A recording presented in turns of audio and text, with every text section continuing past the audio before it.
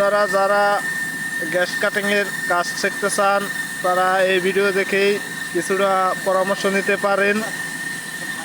দেখেন, যার হাতে হোল্ডার সে হচ্ছে হেল্পার, আর যে বসা সে হচ্ছে সিনিয়র মোয়াল্লেম।